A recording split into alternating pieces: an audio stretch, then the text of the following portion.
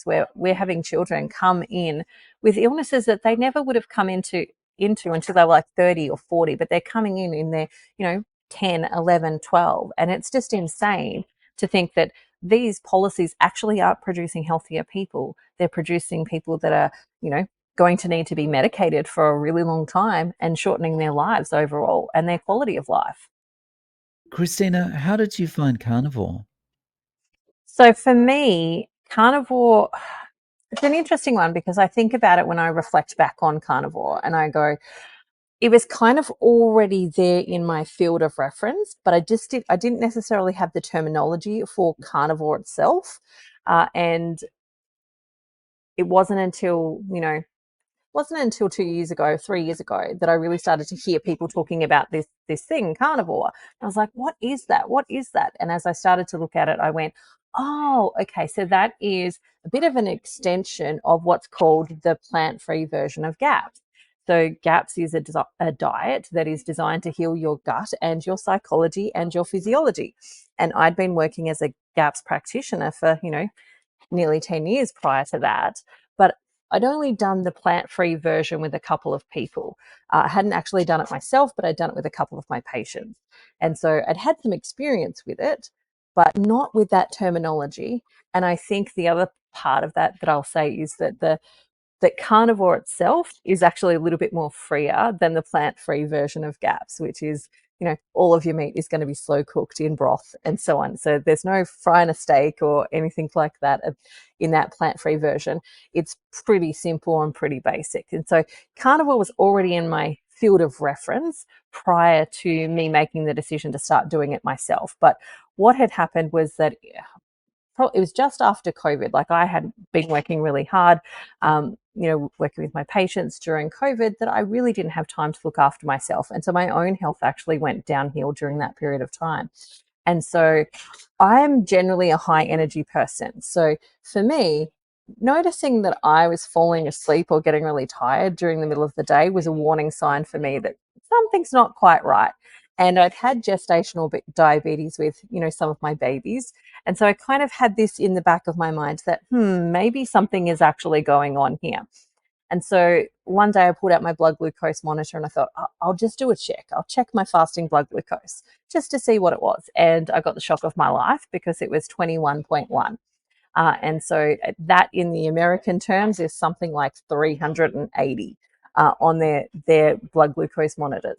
And so I really, at that point, should have probably gone to a hospital and gotten on insulin and had them sort all of that sort of stuff out for me. But I'm pretty stubborn. And I'm also a natural health practitioner. And I'm like, nope, I can do this myself. This is my opportunity to prove what I know to be true to actually come into fruition.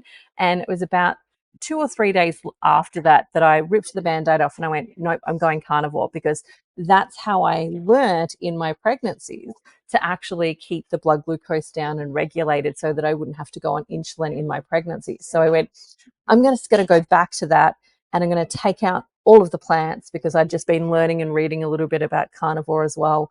And I ripped the Band-Aid off and went for it. And that for me was why I started carnivore, was to not go into the medical system. I've walked patients through that journey. I didn't want to walk that journey myself.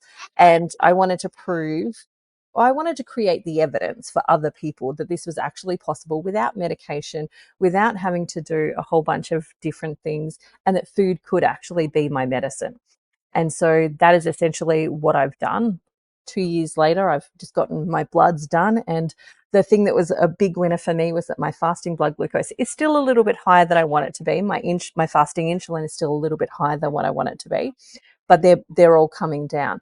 And the big win for me was that, it said that, so my fasting blood glucose at my last bloods, which was about a couple of weeks ago, was 5.3. And it said blood glucose readings under 5.5 don't indicate diabetes. So that was a massive win for me, to have the little blood glucose reading and have that little information there that said doesn't indicate diabetes. So within that 2 year period, that has completely reversed, as well as a whole bunch of other things. Well, that's awesome. And so what else has changed for you? Like, what? So this is a massive thing, Right, especially after going through gestational diabetes, right? Um, so, as part of this, what else has changed for you over the last 2 years? Yeah, so that's a really great question. And it's one of those things, and you probably find the same for yourself, Dave, that, you know, you've been on the journey for so long that you kind of forget some of the things as you go along. But one of the things that I keep getting reminded of, because I go back and I look at my before photos, and I was wearing glasses in all of my before photos. And I haven't needed glasses for nearly 18 months now. So my eyesight has absolutely improved. I had to wear glasses 24/7. Like I'd wake up in the morning, the first thing I'd do is put on my glasses so I could see. And then that was the last thing that I took off at night. I haven't worn glasses for 18 months. That's it for me. Another big win. I don't have to constantly be looking around for where did I put them? Where are they now? And can see. The other thing for me is hair growth. So my hair was thinning, and I was starting to get quite a few little baldy patches in my hair, and I had to get to the point where I had to cut my hair off because you could tell that there was like my pre-carnivore hair and then my post-carnivore hair, and my post-carnivore hair was like getting really thick and curly, and then there was all these straggly bits, which was my pre-carnivore hair. So I had to cut it off so that it all thickened up to the same level. But it's doubled in thickness, and there's more volume, there's more curls in my hair. So that, along with losing 43 kilos, which worked out to be around about 100 pounds, and I've still got more to go. This journey is not over for me by any stretch of the imagination. But those things already were amazing results. Wow, that's fantastic. And 100 pounds in 2 years is amazing. Well, I lost That most of that 100 pounds in the first year. And then this second year has been a lot more of doing things like the insulin rebalancing. So, doing work of resetting my metabolic system so that I'm actually dealing with the root cause of the diabetes, not just that I've got high blood glucose. I'm dealing with why is that blood glucose high, and actually resetting the metabolism.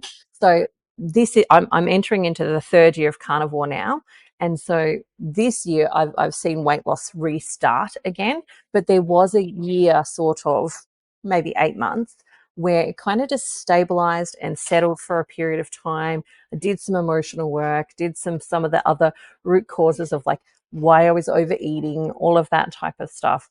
And now this year it has restarted again. so what does that work involve? So for me, I've done a lot of what I would call metabolic flexibility work. So I might do things like a sardine fast that's going to help me get into ketosis. And then I might do something like a butter fast. And I might do something like, beef and butter days, so that I'm creating a bit of metabolic flexibility by shaking it up and not just eating the exact same thing every day, but keeping my body kind of guessing so that it has to become more nimble and become more sensitive to what's actually coming in versus just the preset of what it had been doing previously to that, which was, we all kind of get into a bit of a rhythm when we eat the same things over and over again, especially if it's working for us. And so that flexibility is consistently just been working on getting my ketones up, my blood glucose down, and just challenging my body every so often while also making sure that I'm feeding it properly. Right. So does that mean that day to day you could be eating different things?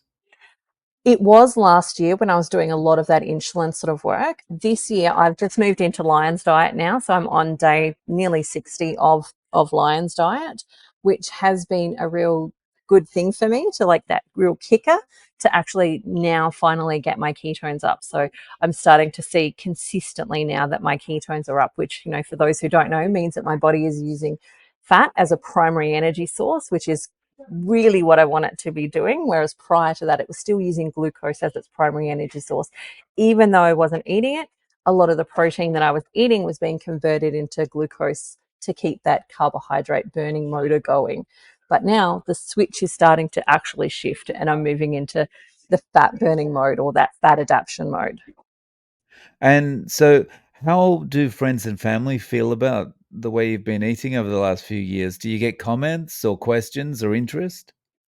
Well, it's interesting because I think that most people are probably used to me doing some weird and wacky things. Having been a naturopath for, 8 years or so, there's always been some weird and wacky things in the background that I have actually done.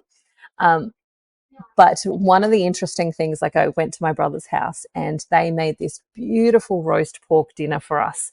And, they had the roast potatoes and the vegetables and stuff like that. And, they knew at that point that I was only eating meat. So they just, gave me the meat. But my brother gave me the little stir of like, you're missing the best part, which was the roast potatoes. And I'm like, well, not if they're killing me. Like, it's not the best part if it's actually killing me. And so I think they're kind of used to it. Most of my friends are used to me doing things that are slightly different. Um, but yeah, my family, sometimes jump on board and sometimes fall back a little bit. And so, yeah, I think everyone is fairly positive. I haven't had a whole bunch in my own close circles of people that have said, this is terrible, you should stop doing it, it's going to make you die, or anything like that.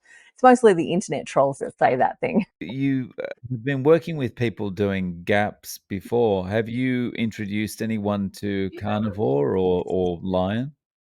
Yeah, so I've taken a number of my GAPS patients have then crossed over into carnivore, and some have done lions, because I do have some patients that have got like extensive mold issues.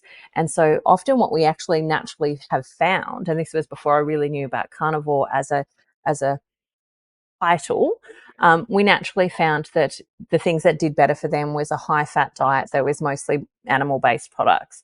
And, they could get away with a couple of different plants, but primarily if they stayed in that animal space, they actually did a lot better. And so even with gaps, I'd already kind of done some of that work. And now some of those patients have absolutely jumped over into carnivore. Some choose not to, some choose to. And now, of course, I've got a whole bunch of other people that have come and joined me on my carnivore journey as well. And last month, so when I started Lions, um, I did a 30-day challenge. I'm like, who wants to come and join me for 30 days? Because, like, one of the things that I personally have found really helpful is a support group. Having other people doing the journey with you, I find that really, really helpful in my own success and making my own progress. And I know that that's helpful for other people. So there's been a bunch of people that have joined me on this scenario. The interesting thing that I find, though, is asking the question of like, what was it that tipped you over? Because I've had some clients that have said to me, well, I watched you for 6 months, and I said to myself, if she can do it for 6 months, then I will consider doing it. And so when I got to the 6 month mark, they then jumped on board. And everybody has their own level of like evidence that they kind of need to actually take the leap. So those for the people that have come across, has everyone stayed, or is some people going to go on? It's not really for me, and they've gone backwards. So a lot of them have stayed.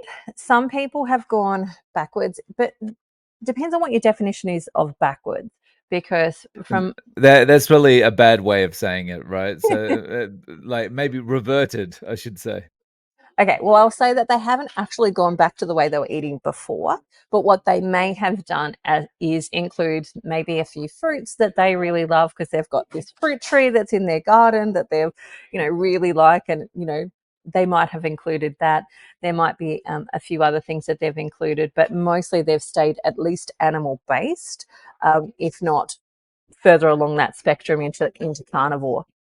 So for you, is this kind of this is the way it's going to be going forward? You can't see yourself going back, or can you see yourself moderating at some point?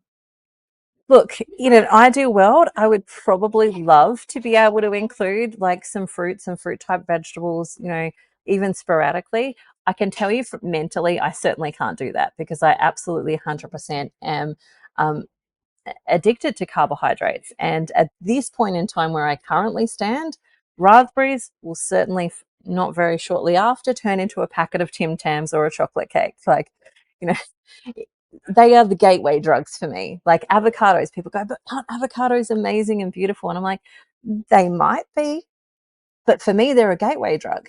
And I'm just not going to dance with any gateway drugs at this point. I think you've got a very similar personality to me. It's amazing how quickly an avocado can turn into a Dorito. Yeah. I think that that's the other part of the conversation that people tend to miss out on. Like when we're looking at like what's the best diet for each individual person, we have to not just look at the physiology of it. We also have to look at like what's the mental stuff. Like I absolutely am an addictive personality. and it doesn't take long. Like I've done the things where, I've had some sweets for Christmas, for example, and then I'm rocking in the corner for 14 days to try and get that out of my system because it's so addictive to me. And I don't want to do that. I would rather stay clean than have to go through the withdrawal symptoms again. So how are things in Australia at the moment as far as the push towards more plant-based dieting? Is it strong, or if, are you able to just ignore that and you go about your normal day and get the meat as you need it? I think that that's a really interesting question because, like, I would say, yes, it's absolutely strong. It's definitely in there. There is that political undercurrent of trying to push people down the plant based way. And of course, that comes through our education, that comes through all sorts of different policies that get made. When we look at like what a government actually implementing in regards to food production, well, they certainly make it cheaper to be able to grow, corn and sugar and those types of things than they do when it comes to raising cattle and beef and so on. And so, government certainly has funded that pathway a little bit more than the other, which is, I think, really sad because I think that, I have a couple of, regenerative farmers that I actually work with. They're patients of mine. I've been working with their families for years. And they are some of the most amazing people in the sense of what they really nerd out about. Like they nerd out about like what grass is going into their ground because that gives their cows the best mineral contents and so on. And I think it's such a shame that we are pushing people down this plant pathway when actually if we were funding guys like this that are actually spending a lot of time and money and energy learning how to really nourish their animals really well, we would have a vastly different outcome. Like, the life of the animal is vastly different. The life of the produce that we actually get out of that animal is vastly different. The life of the soil that comes out of that is vastly different. And, I would love to see government actually spend more money in that direction rather than what it currently is, which, when we look at it, we can see it's funding sick care. I think the sad thing is when you see this kind of the actions like this by governments, and it's governments of both colors the world over, it seems at the moment. It really feels like it's just politically expedient. There's no other real reason for it. It's just that, oh yeah, okay, well, it's probably going to be good for me in the short term, so I'll follow this path. Yeah, I agree. And I think the thing that I think about this that is really sad is seeing what it's doing to the next generation and the generation that's coming after that. Like, I've seen you report on it. I see it all the time in my space where we're having children come in with illnesses that they never would have come into until they were like 30 or 40, but they're coming in their, 10, 11, 12. And it's just insane to think that these policies actually aren't producing healthier people. They're producing people that are, going to need to be medicated for a really long time and shortening their lives overall and their quality of life. Yeah, and kids with fatty liver disease, it's just crazy, right? And Yeah. then if you go to the doctor and the doctor will be telling them stuff like, "Well, you just need to make sure your diet's more balanced." It's like, this is what caused the problem. Exactly. And the other part that I'm seeing in my clinic is we previously have not seen kids with kidney stones. Like it just didn't happen. You just didn't see kids with kidney stones. But now it's actually becoming something that we have to regularly ask questions about of children because they're coming in with things like kidney stones now. And the doctors are not necessarily paying attention to it because, again, it's not on their sphere of reference until they finally get a blood test done and they actually see that these kids have got really high urea, they've got other things that are off the charts, they're in pain, and what's happening is that they're eating a lot of these plant-based foods that have got high oxalates in them. Like they're all drinking almond milk because they think it's fabulous and parents are pouring it over their cereal. And, now we're having kids that have got so far advanced in that toxicity poisoning of those oxalates that they're now developing kidney stones. So it's insane. Hmm. It's crazy. You got like 10-year-olds, 12-year-olds, 15-year-olds that are suffering from the same diseases as a 55-year-old or something would have experienced when we were kids. It's crazy. And this the same with thyroid conditions. Like, that's another one that I'm seeing a lot of with kids, because often I'll have parents that bring their kids along and they'll say, well, my child is overweight, can we help them? And the first thing I'll often do is get them to go do some testing. And when we get that testing back, we'll often see that their thyroid is super out of balance. And they're probably this close to actually developing an autoimmune disease. And so thankfully they've come to me and we're able to pull them back from that. But what about the kids that don't come to me? What about the kids that go down that other pathway that end up just on medication because they're told there's nothing you can do to actually help your thyroid? Yeah, and so that's the other side of this, right? It's like they're not only making themselves sick through a lack of nutrition at such a young age, Mm. they're also now going to be medicated so young, so that all these conditions and the side effects of the medication are going to make everything so much worse once they're in the 30s and 40s. Yeah. And then, they want to go on and have babies and all of that type of stuff. That's going to be harder for them when they get to that stage in their life that they're going to want to do those things. And the other part of that is when you've been on medication for such a long period of time, coming off of it takes a long journey, and sometimes you just can't even get there. But if you're on it for a short period of time, your chances of coming off of it are much greater. But if you never started in the first place and you fix what the actual underlying problem is, then you skip all of those steps. And the same conversation is when it comes to those kids that are overweight. Like, how much of their weight when they're in their 20s and 30s is actually, some of it's going to be their malnourishment, but some of it's going to then be the emotional weight that they're carrying because they were bullied or they didn't feel good about themselves. And like, there's this roller coaster that doesn't need to be taken if we can actually talk about nourishing them properly. Mm. Well, I think you've hit on one of the main problems these days is that everything can be solved these days by pushing a button. And so if we've got a health issue, we just want to find the button to push, right? Which is often the doctor saying, just take this medication. And Exactly. it's not as simple as that. You sometimes you have to step back and look at what is the root cause of this. And I think that that's the interesting part of the conversation, is that what we're doing with medication in that format is we're medicating people for their lifestyle versus changing their lifestyle so that they have a thriving life. Yeah. And so do you I mean, from the people you see, do you think this is going to be a problem for a while yet before people wake up, or do you think things are maybe starting to change? Well, see, that's interesting because when you first asked that question, mine was like, yeah, actually, I think it's going to be a while before we really start to see the change. But actually, I'm also seeing a turning of the tide at the same time, where I'm seeing people in this space that are already health conscious are actually going, hang on, maybe I need to actually do this. Maybe I need to do that.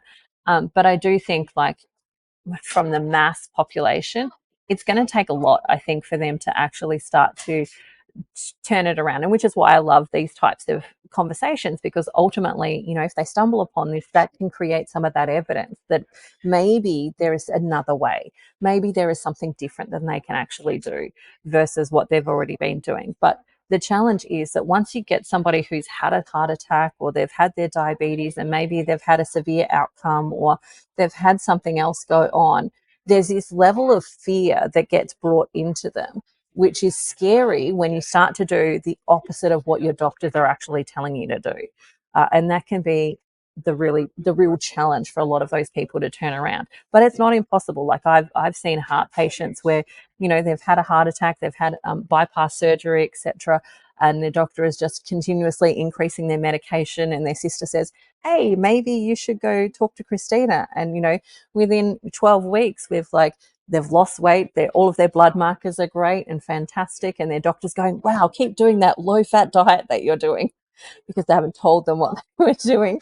And then eventually they get to the point where they go, well, I'm doing carnivore. And then you can see their doctor like freaks out and goes, oh, well, we better go and like get all these blood tests done because this is what you're doing. But 10 seconds ago, they were celebrating them because they'd lost weight. Their diabetes was gone. Their bloods were looking fantastic. So I think it's going to take time. It is that Yeah. chipping away process, but it's also that process of looking for the evidence. Like for me, when I first started carnivore, I was looking at people like Laura Spat and, Kelly Hogan and all of those people because I was looking for evidence of people who have done it. What have they done? How do they do it? Like I was looking for that evidence. And I think the more of us that are actually speaking out about what we're doing and the results that we're getting, the more we actually create the evidence for those other people that maybe need to see enough people doing it before they're ready to take the plunge. So let's imagine. So you went to your brother's house for the roast. Is Yeah. that it was your brother, right? So let's say your brother comes to you and he says, "Look, I'm willing to give up the roast potatoes for a while. I want to give this a try." What would you recommend in a way that he gets started with carnivore, whether it's full on or piece by piece, to get him to the point where he's convinced this is a way that I should be eating? Mm. So for me, um, first of all, I'm going to kind of ask some questions, which is like, what's your personality type? Because some of us are like, let's rip the band aid off and go for it. And other people are a little bit more slow and steady wins the race with them. And so, based on their personality, I'm going to say one of those pathways is going to be for you. But if you're like me and you rip the band aid off, what I generally say to people is for the first 14 days, go and pick your favorite meat. Like, for the first 14 days, I had salmon and I gave myself 3 pieces of salmon instead of like the one piece with all the salad that I normally would have. And I picked out, my favorite cuts of steak and my favorite bits of lamb and my favorite bits of whatever else I liked. And I literally filled my fridge with that. So I didn't have to go anywhere and look for food. The food that I was eating was already there. And I was looking forward to each meal because it's something that I'm like hanging out to actually eat. Like I looked forward to eating that salmon. I looked forward to eating the piece of lamb that I had so that it was something to look forward to because it takes 14 days for sugar to actually leave your body. So if you eat sugar today, it's going to take 14 days for that to actually properly, the chemical components of that to leave your actual body. So you just want to stay full for those 14 days so that there's no space for hunger. There's no space for like, oh, I'll just whip down the shop and get a snack and whatever. Like crowd it out by being so rolling full that you can't eat anything else. And then after that, reassess. Okay, now let's think about budget and what I can afford and how much do I actually need to eat and all of that type of stuff. But get through the first 14 days, make it enjoyable, look forward to every meal that you're actually got coming versus trying to ration it out in the beginning. I think that's really good advice, and it's really good to get. It's more likely you're going to experience success when you're not in that, the normal diet mode of like, well, I can only eat this much, this little portion. If you can just focus on eating a particular things, then it's a lot easier to stick to, right? Yeah, absolutely. And that's part of the goal for me. It's like set yourself up for success. And whatever that is for you, set yourself up for it so that you can achieve it and you can get there. When I first started, my first goal was like, I'm just going to get to 90 days. Like I knew secretly I was probably going to go well beyond that, but like that was my first goal, is to do the first 90 days. And then after that, now I'm doing the next 90 days. I'm doing the next 90 days. And lo and behold, it's 2.5 years and I'm still going at 90 days. Christina, how can people reach out to you? So I'm on pretty much most of the social medias. So I'm on Facebook as Christina Mathewson. You can find me on Instagram at Christina Mathewson Naturopath. You can find my website, which is christinamathewson.com. You can find my YouTube, which is Christina Mathewson Naturopath. I'm on all of those spaces, so you can certainly connect with me on there. I've got a bunch of videos on my channel, especially mostly targeted as women, because that's primarily who I work with a lot. And I talk about hormones. So for a lot of women, when it comes to their period on carnivore, it's going to change for the first 3 months.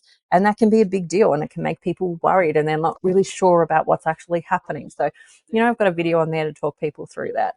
There's lots of other videos there on certain different topics as well. And I'm happy to do more of them if people are requesting something in particular. Awesome. Well, I'll link to all those below.